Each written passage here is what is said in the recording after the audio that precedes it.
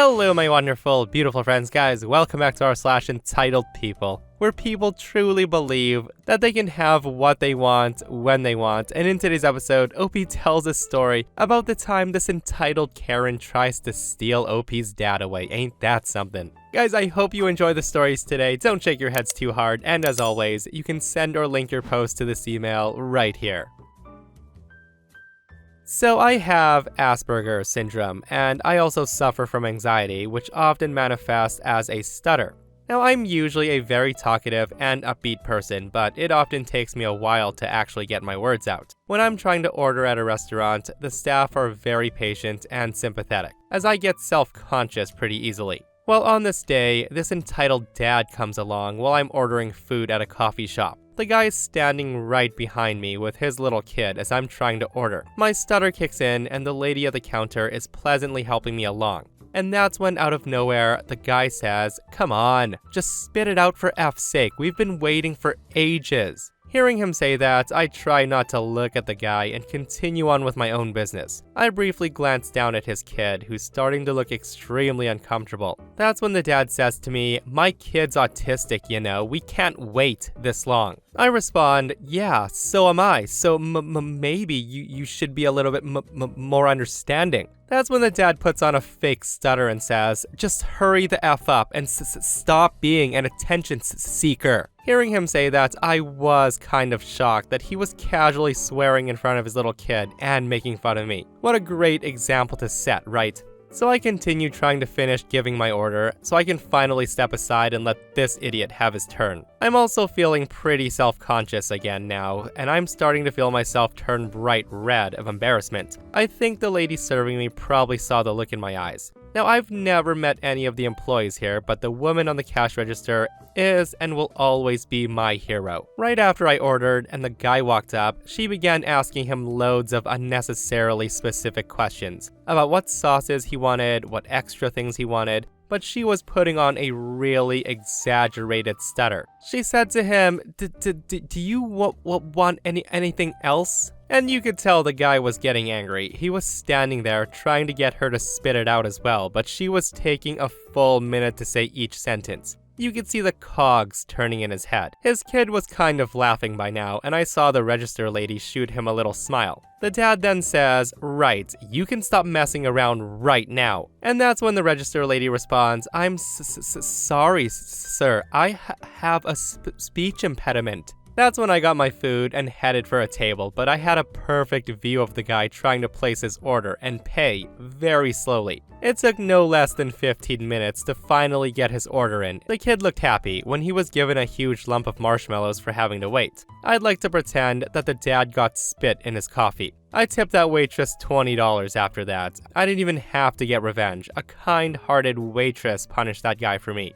Not all heroes wear capes, guys, and honestly, people like that guy are the scum of the earth. Like, who hurt you, sir, to the point where you have to go around and openly mock and harass people with speech impediments? Like, that is so freaking low. And I'm glad the waitress stood up for OP. That was a $20 tip, well deserved. Okay, so I totally forgot this happened until recently. This story is a couple of years old. I rescued my dog from a pretty bad situation, and at this point, my dog Huck is almost 7 years old. I've had him for almost 6 years. I rescued him when he was a year old. So on this day, I was playing with him in a field that was close to my house. A woman saw us, and she starts walking closer to us, practically marching right in our direction. That's when I put Huck back on a leash and I start walking home, and she starts following us. And I'm thinking, no big deal, until she starts talking to us. The woman starts screaming at us, "Excuse me, hey, that's my dog." Now at that very moment, I didn't realize she was talking to me, because obviously my dog was not hers. The woman repeats herself and says, "Hey, I said that's my dog." I then finally realized that she was talking to me, and I tell her, no he's not. The Karen says, "Yes he is. Come here, Max. Come here, boy." Huck completely ignored her. He only responds to his name, and it's definitely not Max. Huck isn't really a people person. He's a one-family dog, and he only loves his family. He's also friendly, but he's not interested in meeting new people. The Karen goes on and says, "My dog ran away last month, and that's him. Come here, baby. Come home to me." She then grabs the leash, and I tell her, "Lady, he's not yours. I've had him for 6 years now. But good luck on finding your dog. Let go." I start walking home, and she continues to follow me. And at this point, she's on the phone, and I overhear her saying, "Yes, there's a girl stealing my dog. You need to send someone right now." The woman called the cops. I went home, and she followed. I told my mom, and my mom, sister, and twin brother come out. The cops came not that long later. I have complete records for Huck, including shots, neuter, microchip, etc. Once the cop shows up, this woman starts screaming, "She stole my dog. She came into my property and she stole him. I want my dog back. Give him back. He's mine." One cop manages to calm her down as the other talks to us asking what happened. I tell him I was playing with my dog, she came up, started saying it was her dog, and then she followed me home. Now in retrospect, I probably shouldn't have shown her where I live, but I was scared and thought telling my mom was the best thing. Of course, the woman can't find proof that he was hers. Meanwhile, we have vet records and pictures dating all the way back to 2011. The cops told her to leave us alone and she left. But for the last few months, she was always watching us and she kept trying to call Huck over when he was off leash outside. He never went to her though, and he never paid any attention to her. Honestly, what is wrong with some people, guys? And Opie does share a picture of their dog, and Huck is a freaking cutie. And I'm actually wondering if that woman even had a similar looking dog that ran away, or if she just saw how cute Huck was and literally tried to steal him away from Opie's family. Because you never know, some people do that. Alright, so I'm a surf instructor at a surf school on the beach. It was the end of the day, and I had just finished my final class. I had done 5 one-hour-long classes in a row, and I was covered in water and wet sand, so I just wanted to get the thing off me, and maybe go for a swim before I left the beach. I was in the surf shack we're based in, with my 3 coworkers, who we'll call Sam, Joe, and Mick. I texted my boyfriend, who confirmed he was 5 minutes away. I had already finished up part of the closing process, so while Sam put up the close sign on the door and locked the filing cabinet, Joe and Mick sorted out the wetsuits and put the boards back in their holders. I left the boys to finish up and went to the changing area to strip off my wetsuit. I had gotten down to my tankini when all of a sudden I heard a loud nasally voice saying, "Excuse me, hello, service please?" Seeing the boys were occupied, I pulled on my skirt and I went to the door. The woman did not look like a stereotypical Karen. She had long hair, a tan, she was wearing a bikini with a big floppy beach hat, and she had her daughter with her. Her daughter looked around 10 or 12 years old, and just like mom's mini-me. But she didn't speak once during this encounter. I basically say, "Hi, can I help you?" The Karen starts out with, "Well, you could start by putting on some clothes. Why are you dressed like that?" Now I want to note that my tankini is covering about the same amount of skin as a one-piece was, aside from a strip of exposed skin by my waist. The Karen is literally wearing a bikini with way more exposed skin than me. I activate my customer service voice and say, I'm very sorry, miss. Sam, can you grab me my shirt, please?" Sam throws me my tank top and I put it on and ask, "Better?" Karen replies, "Not really. Is there anyone else who can take care of us?" I tell her, "I'm sorry, my coworkers are a little busy right now. We're closing up." The woman says, "Fine, I just want to sign my daughter up for classes tomorrow." I start to talk her through the availability slots, where we can fit her kid in, the prices, and requirements. While I'm doing this, I'm gesturing with my hands and leaning over the counter to point some stuff out. That's when Karen interrupts me and says, "I'm sorry, I have to say this, but you don't have a sweatshirt or something? You're allowed to work in a swimsuit?" Now, I also want to note that it's the middle of summer in a heat wave on a beach. I'm still clinging to my customer service smile because I'm still technically on the clock and say, "I'm sorry, no, I don't. Would you like me to carry on?" Karen says, "Is there no one else I could speak to? You're making my daughter feel self-conscious." It's at this point I give up on being polite and I say, "You're making me feel self-conscious. It's summer, it's a beach, it's a heat wave. Ma'am, I do not have another shirt. Everything that needs to be covered is covered, and with all due respect, you're wearing less than I am." That's when Sam, wearing a t-shirt and denim shorts, hears this, and he recognizes my tone as I'm about to snap. So he looks at me, I nod at him, and he jumps in saying,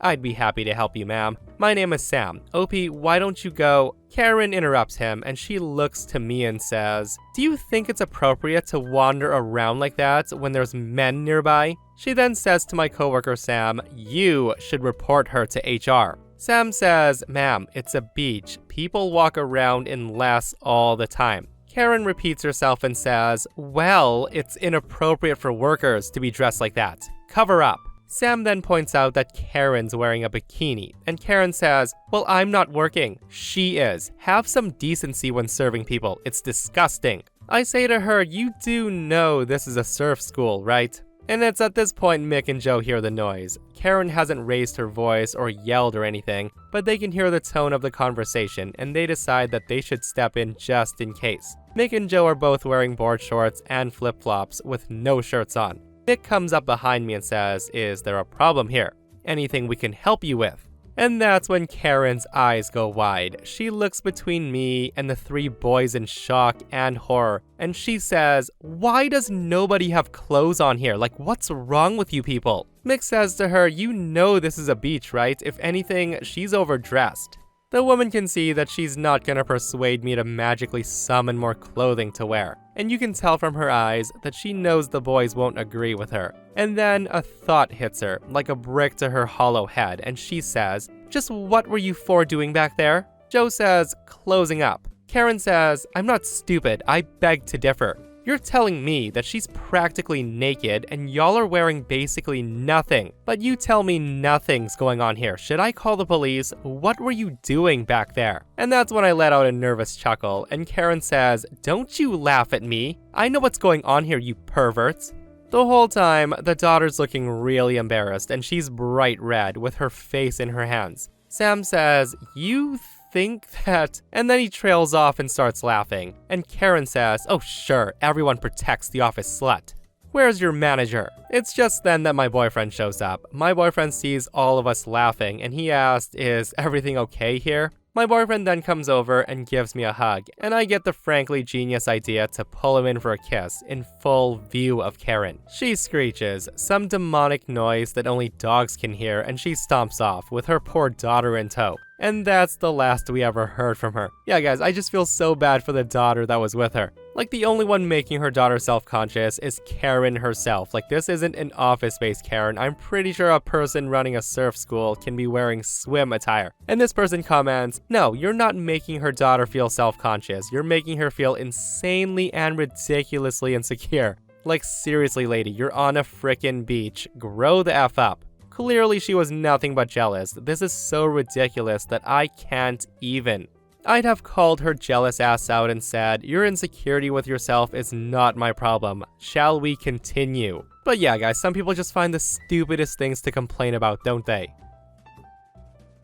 So people have been asking me for stories, so here's one from when I was younger. Here's some backstory. This happened in 1965. Just for some clarification, I was 26 years old then. I'm 81 now. I had a pool party yesterday, and I thought about this run-in I had. So in my old neighborhood, my wife and I rented a home in a community of around 23 houses. Out of these 23 homes, we were 1 out of 7 with a pool because the previous owner ordered a pool when he had the house built. Adding a pool was around a $2,000 option, so many people did not get it. Now, because I had a pool, a lot of people would try to come to swim. Now, I was quite generous with my pool if people called first. And understandably, some weekends I wanted some peace and quiet. That's when a new family had moved in to the left of me, and they heard I was generous with my pool. So the mom and her 3 kids came over in swimsuits, and they asked to use my pool. I said I was tired, and the next weekend they could swim, just not right now. I told her that she and her kid could go to the community center.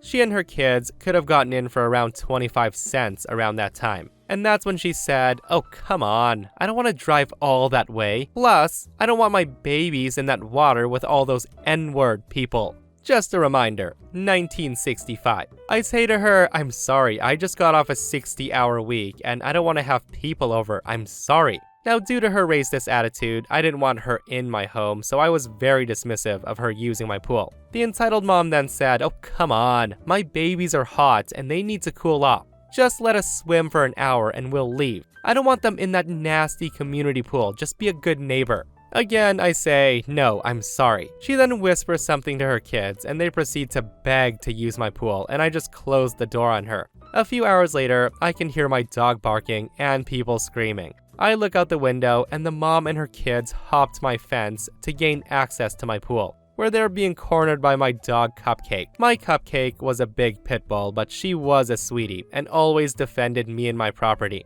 I take the family out of my yard and tell them if they came on my property again, I would call the police. She also tried to gain access to the other neighbors' pools, and she was promptly banned from there as well. Guys, OP should have just called the police on that Karen like right away and had them greet her. People that can't take no for an answer deserve to answer to police. And I just find it so crazy how people can just break into other people's properties and use their stuff without even feeling bad about it.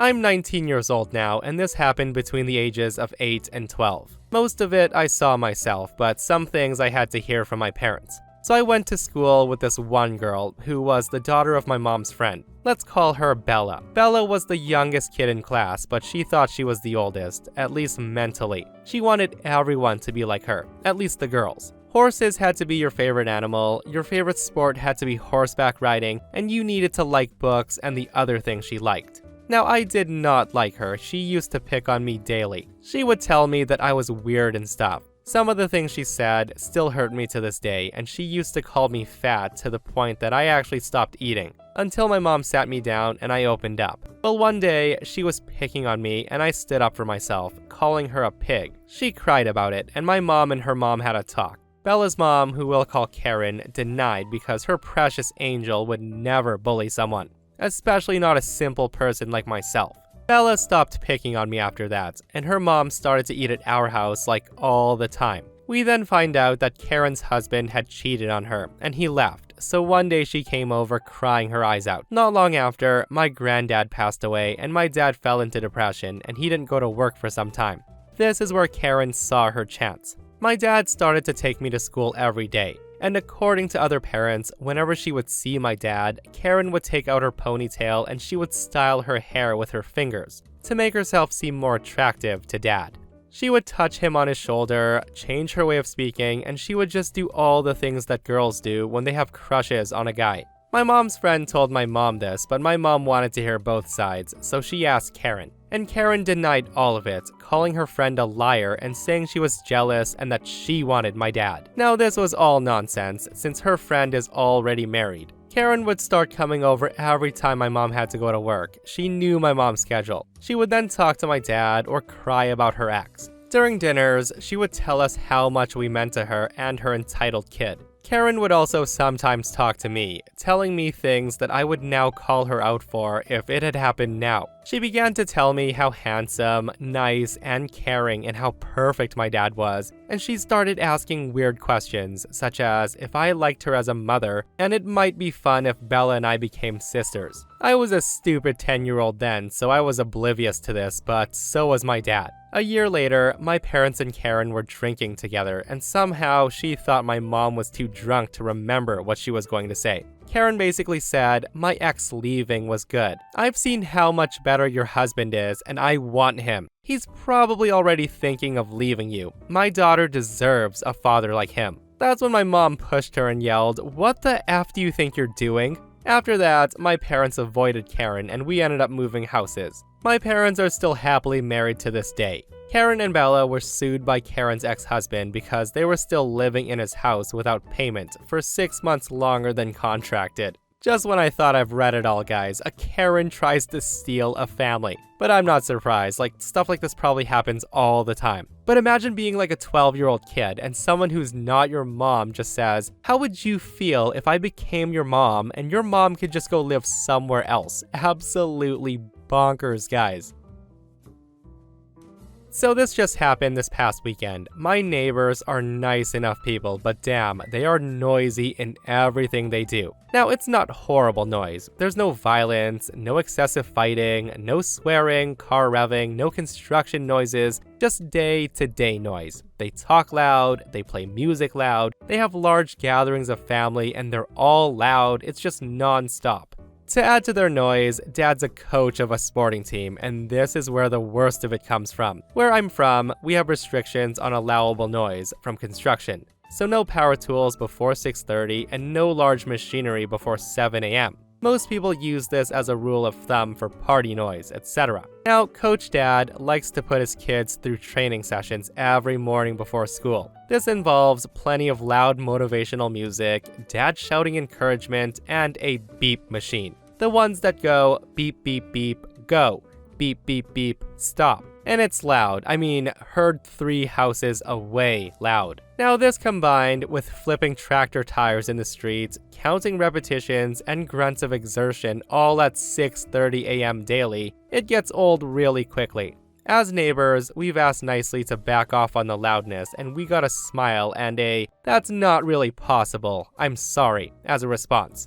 The elderly folk across the street, the neighbors on the other side, and the neighbors behind have all previously asked, and they've gotten the same response. My son needs to practice. Fair enough. I believe in karma, and it arrives. Now, as I've said, they talk loud, and it's not possible to not hear what they discuss at times. Well, I overheard them discussing that they'll now be hosting a church meeting every second weekend in their backyard, and how important it is that they're good hosts, as they'll be on show for the whole congregation, and I can work with this. So I approached the neighbors on the other side and we hatched a plan. Sunday arrives and the congregation starts arriving. They're all in nice outfits and they're greeting and thanking their host for the lovely setting. Cue my sudden desire to mow the lawn, slowly, on full throttle. Sadly, it coincides with the beginning of a sermon. Now, I know that stuff was bothering them because I could see the sideways glances through the fence, and I like to do it with music playing. And did I mention that I love AC/DC, and it's gotta be loud? So I finished my raking, and at this stage, Coach Dad had put his head over the fence. He didn't say anything, he just stared.